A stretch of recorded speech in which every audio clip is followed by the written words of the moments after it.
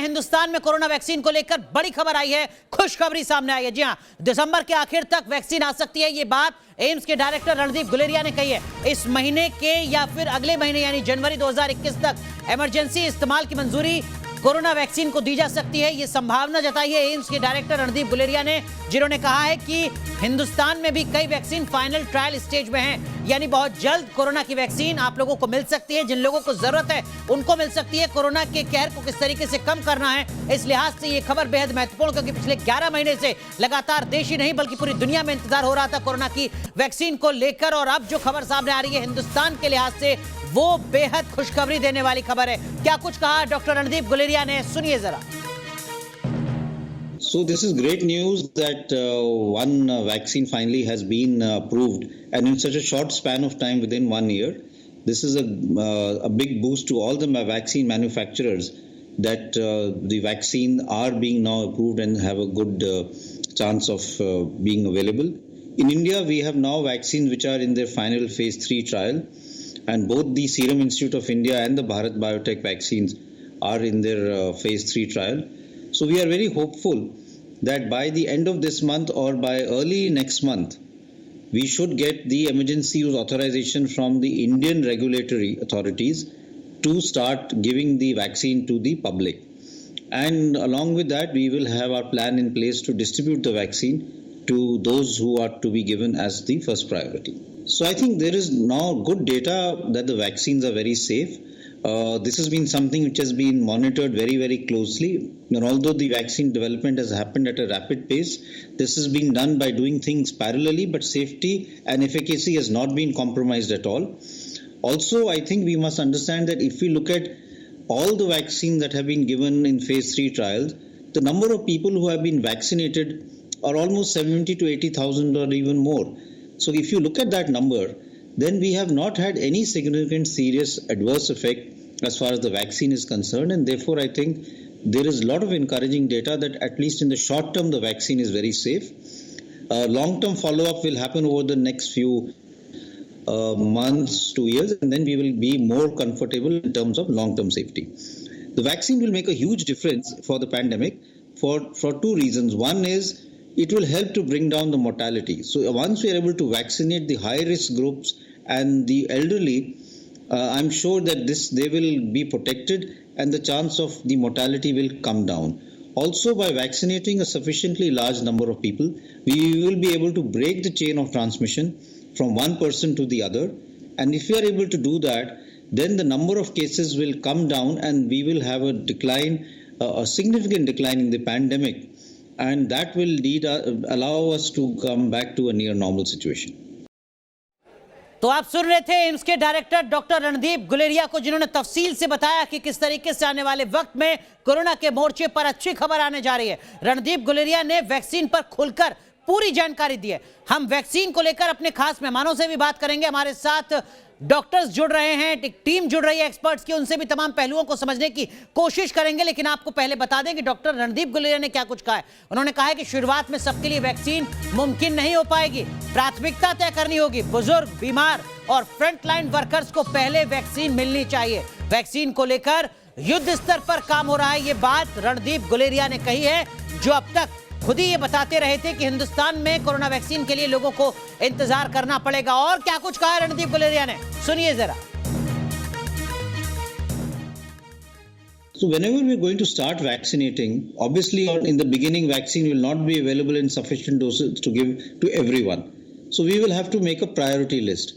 And our priority list is based on two things. One is to see that we vaccinate those who have a higher chance of dying because of COVID-19. So people who are elderly, who have comorbid condition should be vaccinated.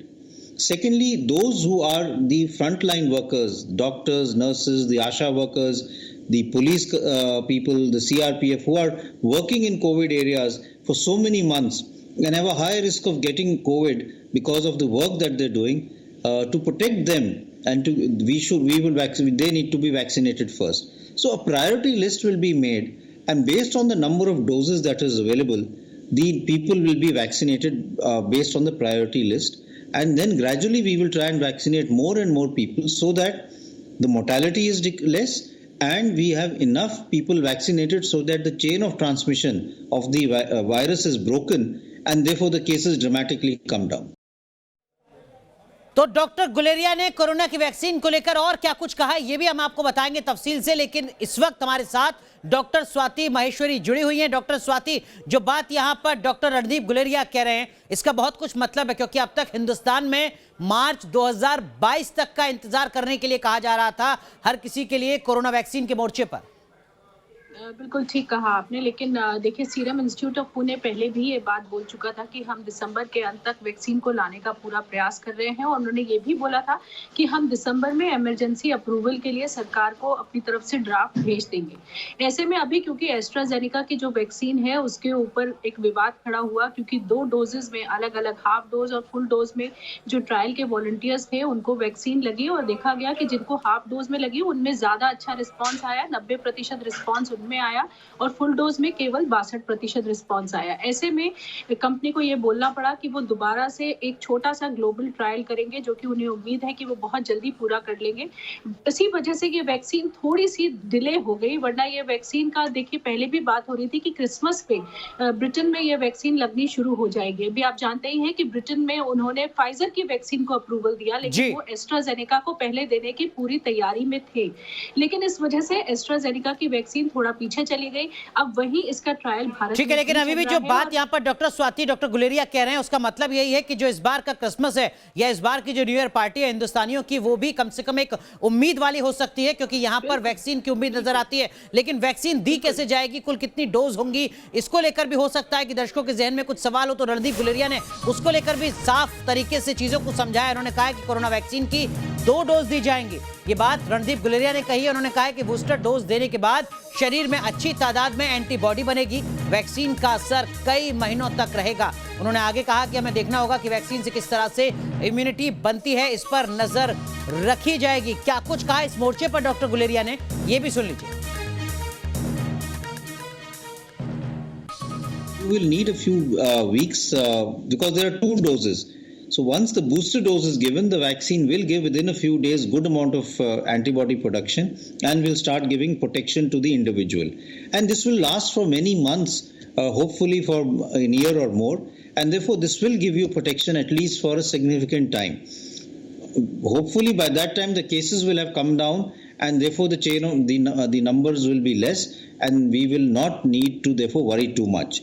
However, we will need to follow this up over the next few months, maybe even 6 months to 1 year, to see what type of immunity does the vaccine give, and is there a chance of reinfection or people getting infected subsequently, and do we therefore need to give another booster dose later on to make sure that the immunity continues for a longer period of time. तो सुना आपने doctor Randeep Guleria को। एक और सवाल doctor Swati Maheshwari आपसे समझने की कोशिश करूंगा मैं। ये जो वैक्सीन है इसको लेकर तमाम तरीके के सवाल अब तक उठते रहे, खासकर इसकी सप्लाई चेन को लेकर, टेक्निकल पहलू को लेकर, कोल्ड चेन को लेकर। क्या उस मोर्चे पर अब सफलता मिल रही है या उस तरीके की दिक्कतें अभी फिलहाल नहीं आने वाली हैं? हम आपको बता दें कि डॉक्टर रवि मलिक भी हमारे साथ जुड़ चुके हैं, IMA के पूर्व अध्यक्ष हैं। स्वाति माहेश्वरी, देखिए इस वैक्सीन के साथ हम इसीलिए सबसे ज़्यादा जाना चाहते हैं क्योंकि इस वैक्सीन के साथ हमें कोल्ड चेन की बहुत ज़्यादा दिक्कत नहीं होने वाली, क्योंकि इसे 2 से 8 डिग्री सेंटीग्रेड पे रखा जा सकता है, रेफ्रिजरेशन पे रखा जा सकता है। इसलिए हमें इस वैक्सीन के साथ दिक्कत नहीं होगी, क्योंकि हमारे पास पहले ही भारत में कोल्ड चेन एस्टैब्लिश है। हमारा जो यूनिवर्सल इम्यूनाइजेशन प्रोग्राम है उसके अंतर्गत हम 9 बीमारियों के लिए टीके लगाते हैं और उनको भी रेफ्रिजरेशन की जरूरत होती है उन टीकों के, तो वो हमारे पास पहले से है। उदाहरण के तौर पर पोलियो, डॉक्टर माहेश्वरी उदाहरण तौर पर पोलियो है, मीजल्स है, MMR है, DPT है, हम लोग बहुत सारी वैक्सीन जो हैं इस वक्त लगाते हैं और हम लोग भारत से 2 बीमारियों को खत्म भी कर चुके हैं। पोलियो और न्यूनेटल टिटनस को भारत से हम काफी हद तक खत्म कर चुके हैं और मुझे नहीं लगता कि साल को अंत करने का इससे अच्छा कोई तरीका हो सकता है कि ये जो साल है जो इतनी महामारी और इतनी मृत्यु लेकर आया है उसमें आज हम लोग इतने उत्साहित हैं कि अब 2021 में हम इसे हरा देंगे। बिल्कुल। डॉक्टर रवि मलिक, क्या डॉक्टर गुलेरिया के इस ऐलान के बाद कोई भी सवाल आपके जहन में है वैक्सीन को लेकर, या आपको लगता है कि अब वैक्सीन के मोर्चे पर कम से कम अच्छे दिन आ चुके हैं? आपकी बात बिल्कुल ठीक है, ये एक बड़ी अच्छी खबर है। अगर जनवरी में हमारे भारतवासियों को ये वैक्सीन मिल जाती है, क्योंकि इस वक्त विकल्प हमारे सामने हर्ड इम्यूनिटी बढ़ाने का वैक्सीन ही है, तो अगर ये हमारे को विकल्प मिल जाता है तो ये बहुत अच्छी खबर रहेगी। और जनवरी में अगर ये वैक्सीन आ जाती है, क्योंकि देखिए हमारा डिस्ट्रीब्यूशन सिस्टम, स्टोरेज सिस्टम सब कुछ इन प्लेस है, तो सिर्फ वैक्सीन के आने की जरूरत है और वो तुरंत जो है वो डिस्ट्रीब्यूट हो जाएगी सारे देश के अंदर। तो ये एक बहुत अच्छा विकल्प है जो कि आने वाला है और ये नए साल के लिए बड़ी अच्छी खुशियां लाने वाला है। ये बड़ी एक इम्पोर्टेंट चीज है। वैसे भी जो ऑक्सफोर्ड ने ट्रायल्स किए हैं और एस्ट्राजेनेका के साथ मिलके, ये वैक्सीन के वैसे भी रिजल्ट्स बड़े अच्छे पुख्ता आ रहे हैं और इन रिजल्ट्स के आने के बाद में जो है ये बहुत अच्छी खबर ये आ रही है कि ये वैक्सीन जो है ये कारगर भी है। ठीक है, तो वैक्सीन के मोर्चे पर हिंदुस्तान में अच्छे दिन आने वाले हैं। वो अच्छे दिन इसी महीने आ सकते हैं। लेकिन अगर आपके जहन में कोई सवाल है वैक्सीन को लेकर, कोरोना के इलाज को लेकर, तो उन सवालों का जवाब भी हम देंगे। और सवाल क्या हो सकते हैं जो आपके जहन में आ रहे हो, ये भी हम आपको बताते हैं। कि पहला सवाल ये हो सकता है कि देश में कोरोना वैक्सीन कब तक मिल पाएगी। रणदीप गुलेरिया एम्स के डायरेक्टर ये बता चुके हैं कि देखिए साहब, इसी महीने के आखिर तक आपको कोरोना की वैक्सीन मिल सकती है। एक और सवाल जो आपके जहन में आ सकता है कोरोना की वैक्सीन को लेकर, वो ये कि क्या सबको कोरोना की वैक्सीन लगेगी। इसका जवाब आईसीएमआर की तरफ से कह दिया गया है, सबको वैक्सीन नहीं मिलेगी। सिर्फ संक्रमण की जो चेन है उसको तोड़ा जाएगा ताकि कोरोना का दायरा और ज्यादा ना बढ़ सके। एक और सवाल, वैक्सीन देने में प्राथमिकता किसको मिलेगी। ये बात भी डॉक्टर रणदीप गुलेरिया ने अभी जाहिर की कुछ देर पहले, जिन्होंने कहा कि frontline health workers, corona warriors, बुजुर्गों को प्राथमिकता दी जाएगी। कोरोना की वैक्सीन के मोर्चे पर कोरोना मरीजों को वैक्सीन लगेगी। जिनको पहले से कोरोना हो रखा है, क्या उनको कोरोना की वैक्सीन दी जाएगी। अगर आपके जहन में ये सवाल है तो नहीं, उनको कोरोना की वैक्सीन नहीं दी जाएगी। वैक्सीन बीमारी की दवाई नहीं, बचाव है, ताकि उस शख्स को दी जाए ताकि उसको कोरोना ना हो। जिसको पहले से कोरोना हो रखा है उसको वैक्सीन नहीं दी जाएगी। वैक्सीन का असर कितने दिन तक रहेगा, हालांकि ये भी जांच में पता चलेगा, लेकिन वैज्ञानिकों को चूंकि इसकी कोई ठोस जानकारी नहीं है, वक्त के साथ ही इंतजार करना होगा कि कब तक इस वैक्सीन का असर देखा जाता है। फिलहाल सिर्फ और सिर्फ इंतजार। क्या इस वैक्सीन का कोई साइड इफेक्ट होगा, ये भी कई लोगों के जहन में सवाल है कि क्या इस वैक्सीन का कोई साइड इफेक्ट हो सकता है। ट्रायल में शामिल तमाम वैक्सीन का अब तक मेजर साइड इफेक्ट नहीं नजर आया है। कोई भी बड़ा साइड इफेक्ट अभी तक के जो ट्रायल से उसमें नजर नहीं आया है, यानी मानकर चलिए कि कोई साइड इफेक्ट नहीं होने वाला है। वैक्सीन के कितने डोज लगवाने होंगे, क्या सिर्फ एक वैक्सीन लगाने से कोरोना नहीं होगा आपको, ये अगर आपके जहन में सवाल है। अलग अलग कंपनियों की वैक्सीन के डोज अलग अलग हैं। डॉक्टर रणदीप गुलेरिया ने बताया कि 2 अलग अलग वैक्सीन की डोज होंगी जिसका लगाया जाएगा। क्या वैक्सीन के बाद मास्क और सैनिटाइजर से मुक्ति मिल जाएगी, ये अपने आप में एक बड़ा सवाल हो सकता है, क्योंकि पिछले 11 महीने से हर कोई सैनिटाइजर का इस्तेमाल कर रहा है, मास्क का इस्तेमाल कर रहा है, लेकिन संक्रमण की चेन टूटने तक मास्क से, सैनिटाइजर से मुक्ति मिल पाना मुश्किल है। क्या बच्चों को भी कोरोना की वैक्सीन लगेगी। जो फ्रंटलाइन वर्कर्स हैं, जो प्राथमिकता है उसमें बच्चे तो नहीं है, लेकिन छोटे बच्चों में कोरोना का बड़ा खतरा नहीं है, लिहाजा वैक्सीनेशन में आखिरी प्राथमिकता में छोटे बच्चे रहेंगे। वैक्सीन लगने के कितने दिन बाद एंटीबॉडी विकसित हो सकती है ताकि आप खुद कोरोना से लड़ते रहें, कितने लंबे वक्त के बाद इसका असर दिखेगा। रिसर्च के बाद जो प्रतिरोधक क्षमता है उसका सही आकलन किया जाएगा। यानी ये भी वो सवाल है जिसका इंतजार वक्त के साथ ही हमें करना होगा। वैक्सीन के बाद वर्क फ्रॉम होम से छुट्टी मिलेगी, स्कूल खुलेंगे, ये अपने आप में अगर आपके जहन में एक सवाल है तो इस पर सरकारें, केंद्र और राज्य सरकारें फैसला लेंगी, जो कंपनियां हैं वो फैसला लेंगी। क्या वैक्सीन ओपन मार्केट पे मिलेगी या सिर्फ सरकार की तरफ से जारी किया जाएगा पोलियो की वैक्सीन की तरह, क्या ऐसा होने जा रहा है। इसे लेकर भी अभी सरकार को फैसला करना है कि उसको किस तरीके से इस वैक्सीनेशन के प्रोसेस को आगे बढ़ाना है। तो स्वाति महेश्वरी, ये दरअसल में कुछ सवाल हैं जो लोगों के जहन में हो सकते हैं कोरोना वैक्सीन को लेकर। इन सवालों का जवाब भी हम यहां पर दे रहे हैं दर्शकों को, ताकि जो चीजें हैं वो साफ रहनी चाहिए। क्या अभी आपके जहन में भी कोई ऐसा सवाल है जिसका जवाब आना बाकी है सरकार के स्तर पर, आईसीएमआर के स्तर पर? देखिए, अभी हमें ये जानना बहुत जरूरी है कि जो वैक्सीन है वो हम जिस व्यक्ति को लगा रहे हैं, ये बात तो साफ हो गई कि उसको कोरोना से सुरक्षा मिल रही है, लेकिन वो व्यक्ति दूसरे को ये कोरोना फैला सकेगा या नहीं फैला सकेगा, अभी इसके ऊपर बहुत ज्यादा पुष्टि वैक्सीन मैन्युफैक्चरर्स की तरफ से नहीं आई है कि क्या ये ट्रांसमिशन को भी रोकेगा या नहीं रोकेगा। तो अभी ये भी हमारे लिए जानना जरूरी है। और दूसरा, अभी कंपनियों ने ये भी क्लियर नहीं करा है कि बूस्टर डोज जो है, 2 डोज तो लगेंगी, वो बात ठीक है, उसके बाद बूस्टर डोज कितने अंतराल पे लगेगी, 6 महीने पे, 1 साल पे, 2 साल पे, उस पे भी अभी और स्पष्टीकरण की डॉक्टर मलिक, वहीं जी डॉक्टर मलिक, क्या आपके जहन में कुछ सवाल, जैसा डॉक्टर स्वाति महेश्वरी बता रही हैं, 2 सवाल उनके जहन में? देखिए, 2-3 चीजें बड़ी इंपॉर्टेंट है। एक तो सेफ्टी को लेके हमारी पॉपुलेशन किस तरह से इस वैक्सीन को रिएक्ट करेगी। दूसरा ये भी सवाल है कि लॉन्ग टर्म के साइड इफेक्ट्स इसके क्या हो सकते हैं, क्योंकि लॉन्ग टर्म अभी तक ये बीमारी भी नहीं है, वैक्सीन के ट्रायल्स को भी इतना समय नहीं हुआ है, तो लॉन्ग टर्म देखना भी हमारे को जरूरी है। और तीसरा क्या वैक्सीनेशन के भी लॉन्ग टर्म कोई साइड इफेक्ट हो सकते हैं डॉक्टर मलिक? डेफिनेटली वैक्सीन के लॉन्ग टर्म साइड इफेक्ट्स भी होते हैं, न्यूरोलॉजिकल साइड इफेक्ट्स होते हैं जो कि कई बार बाद में भी आते हैं, ऑल्दो ये काफी रेयर होते हैं लेकिन साइड इफेक्ट हो सकते हैं। एक बड़ा इंपॉर्टेंट सवाल ये जरूर है कि वैक्सीन लगने के बाद इसकी रेपिटेशन कब होगी। क्या ये वैक्सीन की इम्यूनिटी है जो लाइफ लॉन्ग रहेगी या साल में खत्म होगी, 2 साल में? ये कुछ ऐसे सवाल हैं जिनका की जवाब समय ही बताएगा, क्योंकि ये नई बीमारी अभी इसको आई 1 साल भी नहीं हुआ, तो इसकी वैक्सीन की इम्यूनिटी कब तक रहेगी ये हमारे को आने तो वाले कुल मिलाकर जो देखना सवालों पड़ेगा। के जवाब हमने आपको दिए, उसके अलावा 4 सवाल और हैं हमारे एक्सपर्ट्स के, 2-2 सवाल जिनके जवाब अभी आने बाकी हैं। लेकिन इन सब के बीच आपको बता दें कि किस तरीके से पूरी दुनिया आगे बढ़ रही है वैक्सीनेशन के मुद्दे पर। ब्रिटेन ने फाइजर वैक्सीन को मंजूरी दे दी है, लेकिन इस वैक्सीन की राह में भारत में आसान नहीं नजर आती है, क्योंकि इसको लेकर कई ऐसी चुनौतियां और मुश्किलें हैं जिन्हें दूर करने की जरूरत पड़ेगी। फाइजर वैक्सीन को लेकर किस तरीके की चुनौतियां हैं, इस रिपोर्ट में देखिए।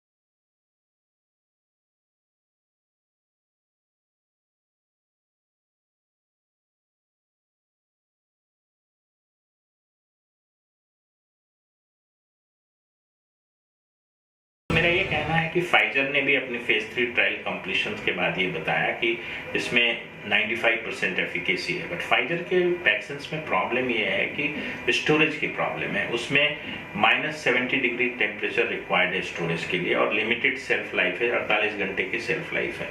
तो हमारे कंट्री में कहीं भी -70 डिग्री पे स्टोर करना बड़ा मुश्किल होगा और उसको फिर डिस्ट्रीब्यूशन भी करना बहुत ही मुश्किल होगा।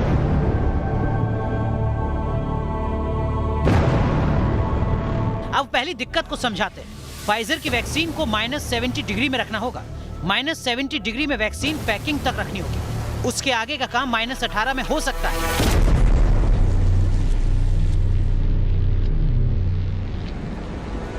-18 डिग्री साधारण बॉक्स में जनरेट किया जा सकता है, लेकिन -70 डिग्री के तापमान के लिए आपको डीप फ्रीजर की जरूरत होगी। इस डीप फ्रीजर पर हमने पूरी रिसर्च की है।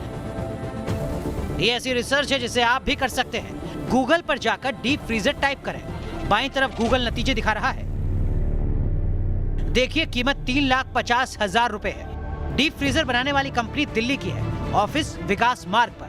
मतलब ये कोई बड़ा बर्डन नहीं है। हम आपको दिखाते हैं कि फ्रीज़र किस तरीके से काम करते हैं। दिल्ली के LNJP हॉस्पिटल में हम मौजूद हैं और ये कोविड को लेकर दिल्ली NCR का सबसे बड़ा अस्पताल है। सबसे पहले ऐसे फ्रीजर होते हैं जो आमतौर पे -25 -30 डिग्री सेल्सियस तक किसी भी वैक्सीन को या दवाइयों को रख सकते हैं, लेकिन यहाँ चाहिए -70 से -90 डिग्री। दूसरे तरह के फ्रीज़र की बात करें, जहाँ पे जो भारत बायोटेक और बाकी कंपनियों की बात करें, वो इसी तरह के एस्ट्राजेनेका की बात करें, ये -8 तक जाते हैं। यहाँ पे वैक्सीनों को रखा जाता है।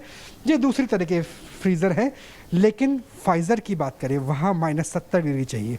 तो -70 डिग्री का फ्रीज़र आमतौर पे सुपर स्पेशलिटी अस्पतालों में ही होता है और बेहद कम पाया जाता है। ये पूरा सिस्टम है जो एक साथ कलेक्टिव वर्क करता है। कितने तरह के फ्रीज़र होते हैं और कैसे -70 डिग्री रखा जाता है टेम्परेचर? देखिए 3 तरह के जो हैं स्टोरेज सिस्टम हैं। जो हमारा वैक्सीन है उसमें सबसे महत्वपूर्ण होता है कि कोल्ड चेन को मेंटेन किया जाए। जो कोल्ड चेन होती है, वैक्सीन तभी इफ़ेक्टिव होती है, तभी वो प्रभावी होती है जबकि उसको कोल्ड चेन जहाँ से मैन्युफैक्चरिंग साइट से जहाँ से लेके एंड यूजर तक उसका टेम्परेचर मेंटेन करना होता है।